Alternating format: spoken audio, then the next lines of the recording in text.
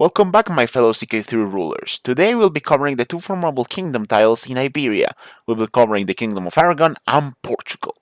Disclaimer, before we begin, we need to clarify that the Kingdom of Aragon is only formable in the 867 start date, since in the 1066 start date, Aragon is already formed as a kingdom.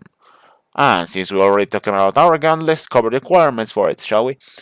You have to be independent, you have to control the Duchy of Aragon and Barcelona, and your title rank must be a count or duke, and you will also need 200 gold. But apart from that, you get a new kingdom title. The requirements are not that much considering everything.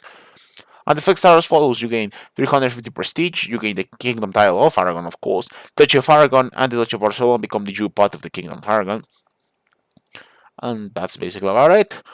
In terms of guide, there's not much to talk about. You will need to start as the Duke of Barcelona, since you can't be a king or higher to form Aragon, and you have to wait or kill the Muslim rulers, so that Andalusia splits apart and it will become easier to take the duchies needed. But even then, it's gonna take a while. And you also need to become independent, so you know the drill about that. Just join an independence faction, and when the French king is weak, with the help of some allies, just press the demand and after that, if you have 200 gold, you should be able to have a new kingdom tile. Personally, I don't see really the point of forming Aragon in the 867 start date, since it already exists in the 1066 start date, and also it's much harder to play as a Christian character in Iberia in the 867 start date compared to the 1066. But now we move to cover the Kingdom of Aragon. The requirements are as follows: you have to be independent. You have to control the duchies of Algarve, Beja, Coimbra, and Portugal. I probably butcher those names because they are Portuguese. I'm not Portuguese, so be it.